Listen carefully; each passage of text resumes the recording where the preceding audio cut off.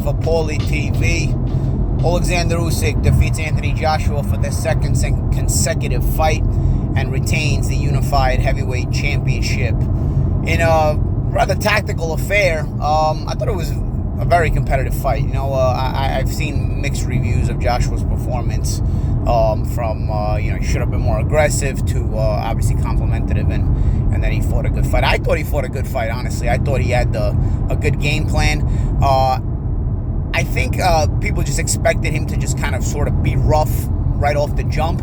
You got to slow down Usyk. Usyk is a very shifty, crafty guy, so you can't just go at him recklessly. You're going to start running into punches. But I thought Joshua did a really good job of, especially early in the fight, was holding his position well. Because Usyk makes all these little herky-jerk moves, trying to get you to break position. They're sort of feints, but they're also sort of just there just to kind of break your position, make you react a little bit, and then he'll take advantage if you bust position. I thought Joshua did a much better job of holding position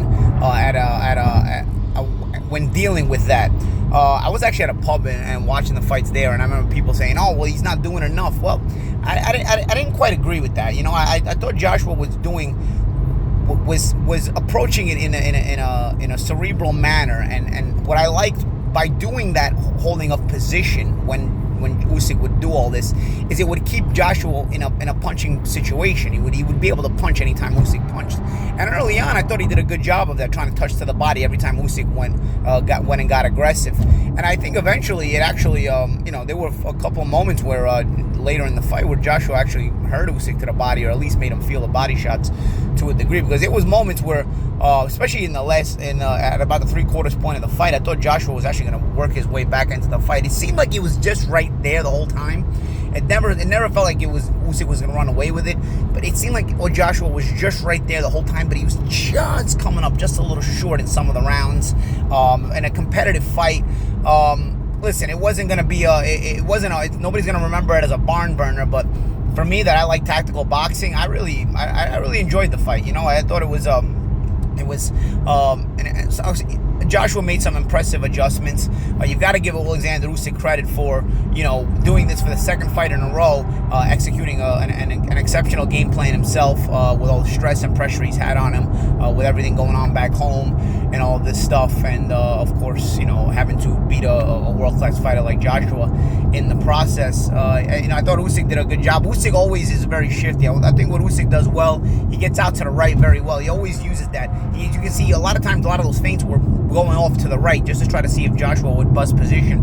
But even when Usyk was punching, he would always exit out to the right, so he'd keep his foot on the outside of the right-hander Joshua, and sort of force Joshua to turn. And a lot of times when Joshua was forced to turn, Usyk would turn him into a left hand, as Joshua would be turning around, and Usyk would meet him with a left hand. It wasn't always the most powerful left hand. It wasn't always a left hand where Usyk was even sitting on it a lot of times, but they were nifty, snappy shots that would score, and Joshua wasn't busting position, so the only way you were going to, set up shots is to, have him at least turning, and have him at least the slower footed Joshua turning a little bit slower, and from there, you can beat him to the punch when you set before him off of that shift.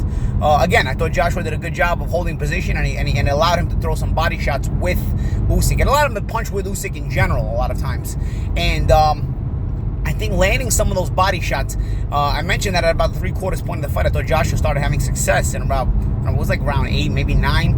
I thought he was having more success than he had at any point in the fight, even though in the fight he had been competitive. And I started to see Joshua get a little bit more physical. Listen, Joshua tried to be physical on the inside, even from the beginning of the fight. He was throwing shots on the hips.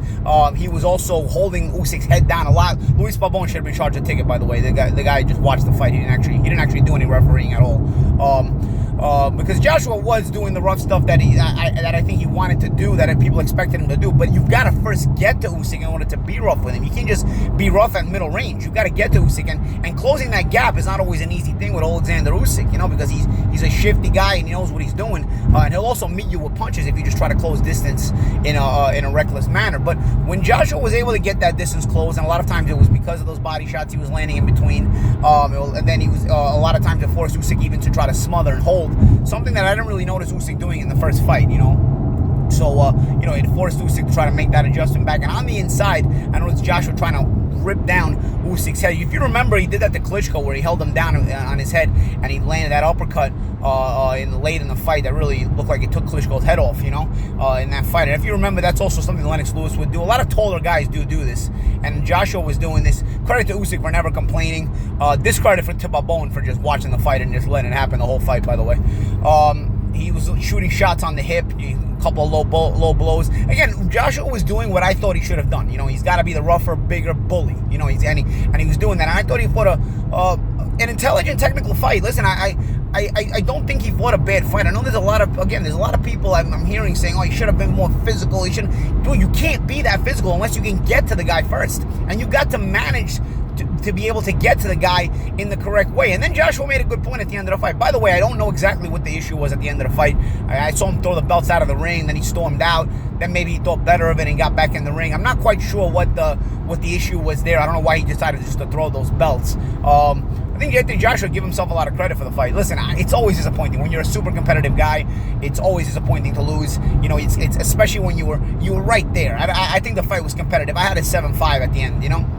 But when you're just right there and you come up short, it bites at you. So I can see a guy with the competitiveness of Anthony Joshua being pissed at the end of the day. But I like the fact that he thought better of it. He got back in the ring and he gave Usyk his credit. I thought that's one of the things that makes Joshua a fan favorite in a lot of people's eyes, for people of all cultures, by the way, because he's been classy. Listen, he got humbled here, and he did the humble thing by getting back in the ring and giving Usyk his credit. But he's right too. He's not a 14 stone guy. He's an 18 stone guy. However you do that math. I don't know. I think stones are all 14 pounds each in England. But he's a bigger guy. He can't throw those combinations like those smaller guys. But he did fight a great position fight, I thought. Usyk is always a great position fighter. You got to fight Usyk at a position fight. It's always an uphill battle because Usyk is always in great position. That's one of those things about that I talk about with Eastern European fighters. They're very, very disciplined. And one of the things they're very, very disciplined at is they're great position fighters. And by holding position, what I mean by holding position is they don't discombobulate themselves making a defensive move. They don't come out outside of themselves making attacking moves. They're always within their position, and it allows them to remain dangerous, whether they're doing a defensive move or an offensive move. And Usyk is a master at that. But Joshua did a very good job of that as well. These were two world-class guys fighting a very smart fight, and I think it went over a lot of people's heads. I think they fought a good fight and a tactical fight that like I said, it's not going to be not going to be remembered as a barn burner. But if you know your cerebral tactical boxing, I think this was a fight to really enjoy. And all the way down to the last couple of rounds, for me it was up in the air. You know what I'm saying? I still thought Joshua might have been able to close it stronger and pull out the win on my card. I don't know which judge, because again, I was in the poll. I don't know which judge had Joshua winning, because when Usyk sealed it, it's inexcusable that anybody has Joshua winning once Usyk sealed it in the last couple of rounds. But right there, you had yourself a good fight, and you got your money's worth. Whether you watched it on DAZN, whether you were there, you got your money's worth, man. This was a competitive, high-level, high IQ fight for the heavyweight championship of the world, the way that kind of fight is supposed to be fought. You're not supposed to get a tough man contest in this kind of fight. People expect the classics of that some guys put together. Even Fury and Wilder, the three. I thought that was the least skilled fight of the three fights that they fought each other. Yes, it was exciting, but it was because there was a little bit less skills fought in Fury versus Wilder 3. You know what I mean? It became a battle of attrition. These guys, yes, they were battling attrition. They were banging away at the body. There were moments where both guys kind of excelled in moments where they were able to throw combination punches and maybe try to take advantage a little better of the opponent. But ultimately, it was a really tactical fight. It was a very even affair almost throughout the whole fight. Credit to Alexander Usyk for winning. He fought for a lot more than himself with everything that's going on on that part of the world. But also, like I said yesterday, he dressed as a Cossack, and the Cossacks were basically a warrior tribe that fought against the Red Army and the Bolsheviks, and I think they're still in existence. I saw one of the comments yesterday that mentioned they're still in existence, maybe not in as many numbers, but they were they're a known warrior tribe out of Ukraine. And he dressed up as a Cossack, so you can see where his mentality was, what he was trying to represent, what kind of energy he was trying to bring to the fight. And Joshua, you could see he had that stone, emotionless sense to him. Like, he had a lot to prove, you know, and that's what he did. He came out, you know, even when there were fouls, you notice nobody was touching gloves even after there was a foul. You know, both guys, when they were between the belts, both guys were, you know, they were on their focus game. There was no friendliness in the ring during the rounds and during the action. In the end, great win by Alexander Usyk. I don't know where he goes from here. I mean, people are talking about Tyson Fury. I don't know if Tyson Fury is going to retire. Personally, I think Tyson Fury is going to retire. He can, you know, I'm hearing that Joe Joyce and Deontay Wilder are the top two mandatories for WBC, vacant WBC title if they fight each other. I don't know what's up with that. I think maybe Joseph Parker and Alexander Usyk will be a pretty decent fight in the meantime if Joyce and Deontay Wilder wind up having to fight. I'm just throwing things out there. I'm not really specifying. I'm just speculating right now as far as what the possibilities could be. Because right now we're going to let Usyk enjoy his win, and you know, like I said, even the people of Ukraine are probably, you know, really happy that they got something positive to see and to you know, be able to, you know, enjoy in these difficult months that they have had as well. I don't think Anthony Joshua's done. I think anybody that's talking about he should retire and he should be done, I think that's a moronic thing to say.